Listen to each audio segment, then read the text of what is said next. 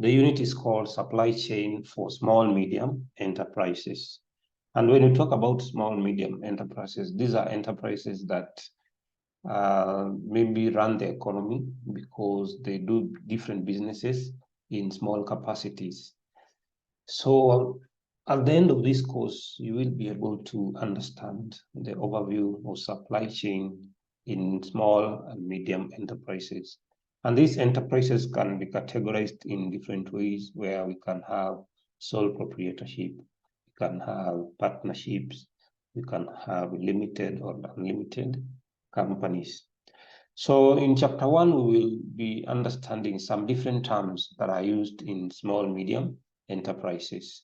Then we shall also be able to talk about the types of business enterprises. Here we shall break it down into various firms, and that is why I said we will be talking about the sole proprietorship, the advantages and disadvantages. We shall also talk about partnerships, disadvantages and advantages, and companies. Then we shall also talk about the factors to consider when starting a business or small medium enterprises. And here we shall be looking at issues like location, we shall be looking at issues like finances, we shall be looking at issues like the market forces and many other factors. Then we shall also talk about the sources of business financing for small, medium enterprises. How can these businesses be able to raise finances? Some can raise finances through savings. Others can borrow loans from banks. Others can get money from friends and other form of financing. So this will take us to chapter 2. And chapter 2 is supply chain and small, medium enterprises. For businesses to survive, they must be able to understand what happens in the supply chain. And when we are talking about supply chain, these are networks of organizations that work together for a common good. And they normally happen end to end, where we are talking about the supplier, and the products move all through the customer, or the consumer, who is normally the final person who consumes the product. Here we shall understand the driving force of supply chain development in small, medium enterprises. We shall also talk about supply chain governance. And governance here, we are talking about leadership, how this leadership is going to help the small, medium enterprises to maximize their potential when it comes to issues of supply chain management. We shall also be able to understand some of the type of leadership that can be implemented for purposes of ensuring better ways of doing supply chain management. We shall also talk about characteristics of small, medium enterprises in supply chain management.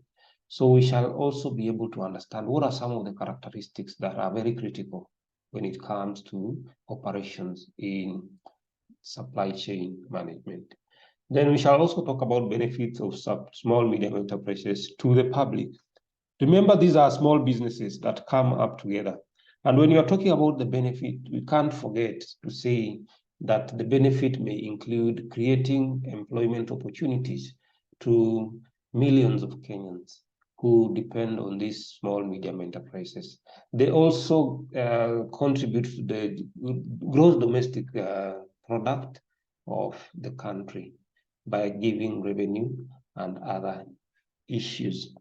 Then the issue of governance policy on small, medium enterprises to spur small, medium enterprises growth.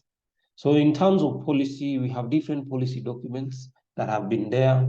We also have different circulars that have been there. And this also shapes the way small, medium enterprises operate. Then chapter 3 is about supply chain management objective and strategy. Strategy, remember, is a plan that you have in place. And this plan is normally a long-term plan that will help you to see your future, your business in future, maybe in the next 10 to 15 years. How do you want your business to grow in the next 15 or 20 years? So you need to have a plan. And this plan is put in the strategic plan of the business. So here we shall learn about the concept of supply chain strategy in organization. Different organizations have different strategies, and these strategies help them to become competitive in the ever-changing business environment. Then we shall also understand the characteristics of strategic decisions in organizations' supply chain management. Remember, strategic decisions are very important because these are the decisions that will elevate your organization to realize its potential. Remember, when you enter into this space, you are not alone in the space. You always have competition. So how can you be better than your competitors? And this takes us through the strategic decision. Then we have corporate, business, and functional level of strategy in the organization. So when you look at the levels of organization, you realize we have three basic levels. And those three levels, we have the corporate level, which is now considered the top level of business. And their main focus is to come up with strategies, to come up with decisions, major decisions that will drive the company. And once they formulate these decisions are communicated to the business level or the tactical level.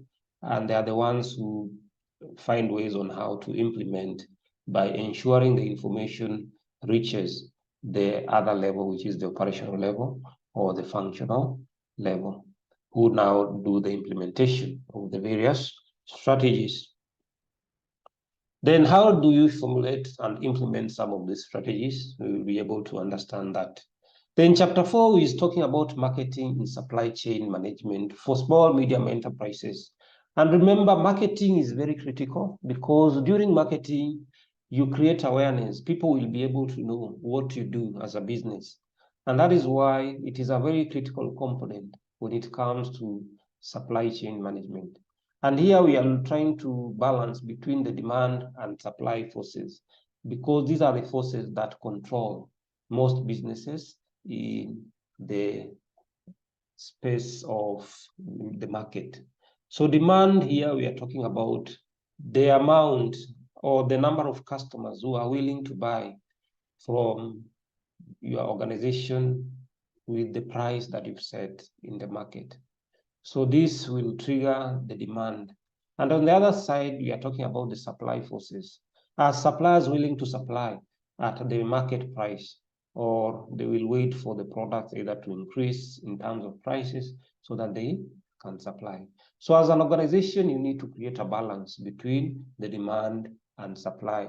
And that is what we now call the equilibrium point of the demand and supply, where demand equals supply. Then we also talk about the market forecast. You need to forecast the market.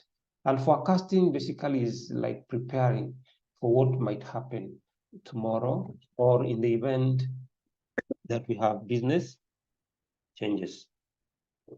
Just a minute.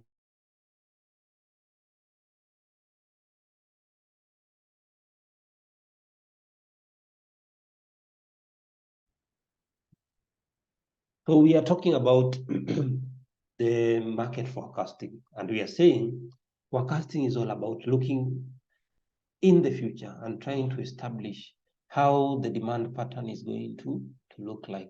I'm trying my level best to plan for the event we have unplanned demand. How are you going to tackle it?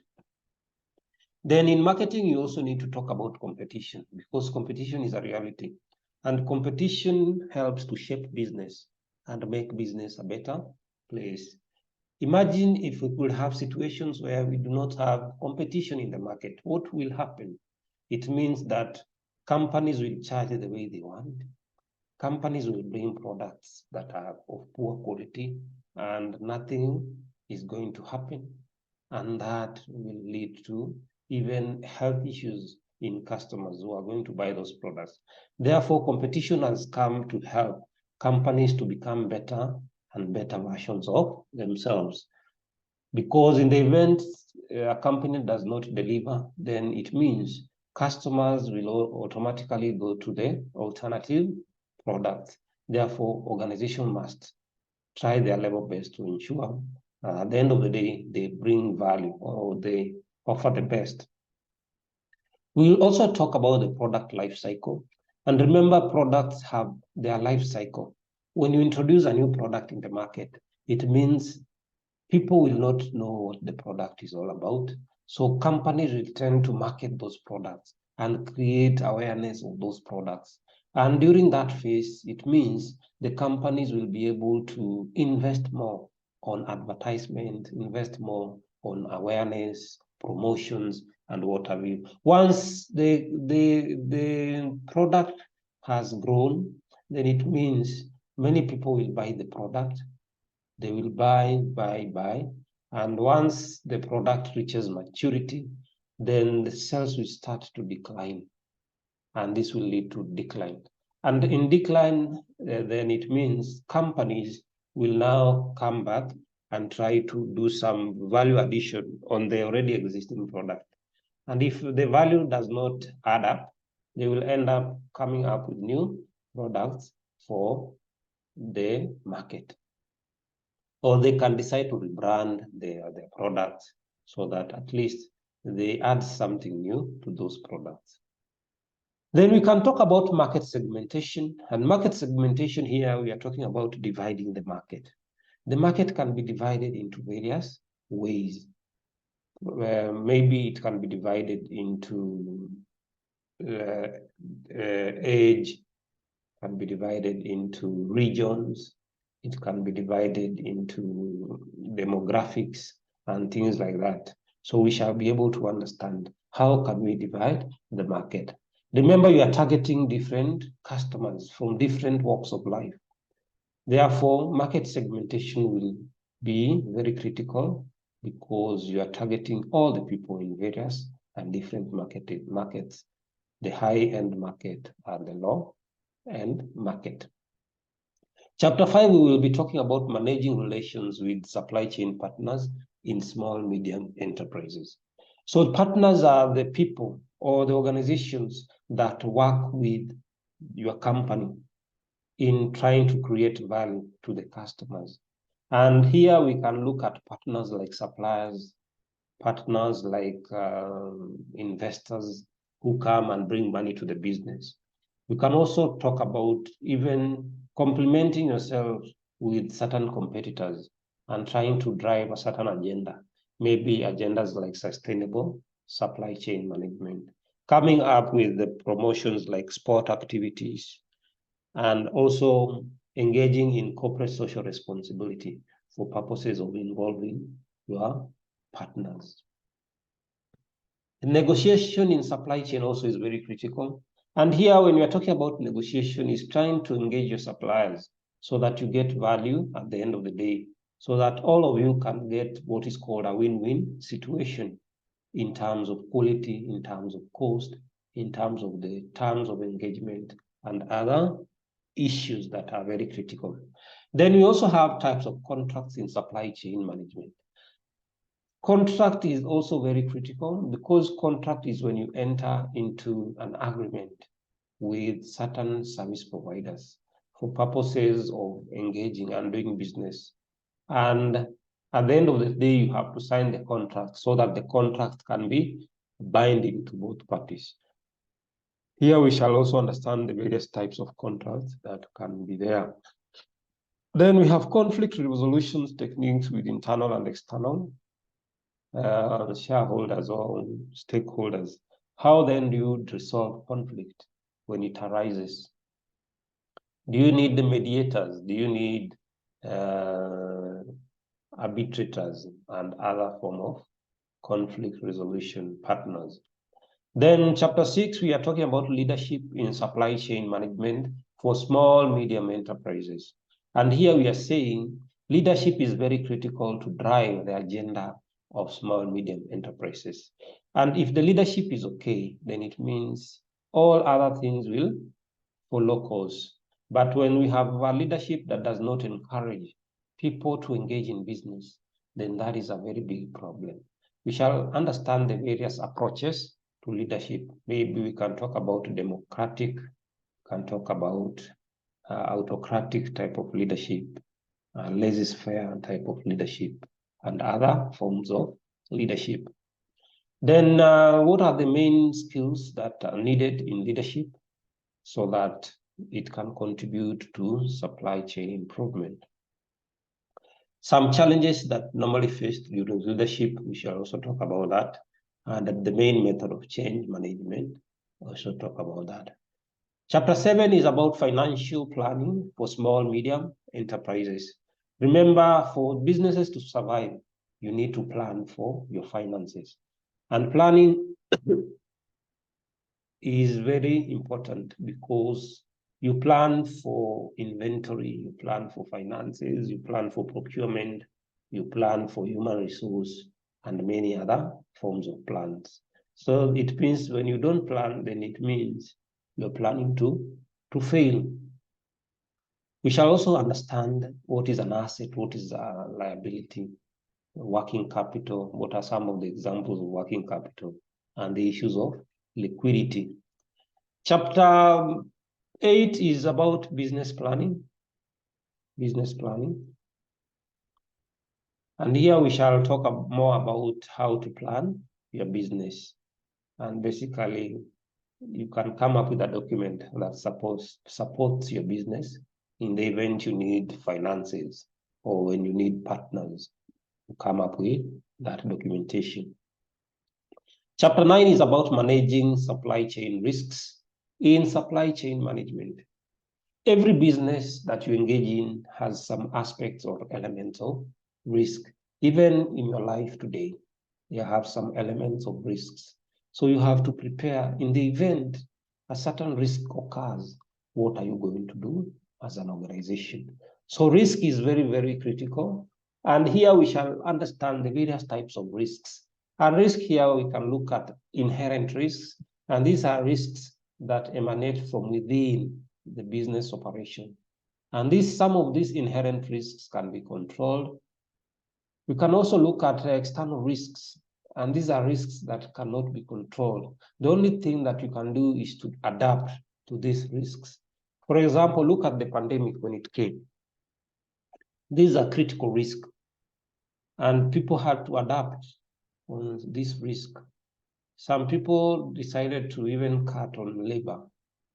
Some decided to go online, like most institutions. And that is why nowadays we have a lot of online learning for purposes of, in the eventuality that we have another pandemic, these institutions will not go down. Then preparing risk profile in supply chain management. And risk profiling is like you are trying to understand some of these risks and trying to group those risks so that you know the most critical risks that are moderate, and these risks that are low in terms of impact. How then do you manage some of these risks? We shall also be able to talk about that. Then the importance of risk of supply chain risk management. So we shall also be able to talk about that. Chapter 10 is about sustainable supply chain management for small, medium enterprises. And this has been a trend for the last 5 years. Every company nowadays is talking about sustainability in their business. And sustainability here, we are looking at a business where as much as you want to produce, you are not supposed to harm the environment in any way. So sustainability, we look at 3 forms of sustainability, and that is the environmental sustainability. We can talk about the economical sustainability, and we can talk about the social sustainability. And also talk about the elements of the triple bottom line, where we look at people, we look at processes, and we look at structures. How people will support the structure and how people will support the other P. Nimesema people, process, and maybe the structure. So the drivers of supply chain, also we shall talk about that, and the barriers to sustainable supply chain management. The last topic is emerging issues and trends in supply chain management. And here we shall be talking about What are some of the issues that are here with us today? And those issues have transformed the way we do business. Look at cases like globalization, which has shaped how companies buy their products. The issues of technology. Nowadays, you don't need to go to China physically. You can go via the internet and buy what you want, and those items will be delivered at your doorstep. Look at issues like green procurement, which are shaping how we do business. As much as we produce, we're also looking at the environment and how best we can improve the environment and other issues that are there.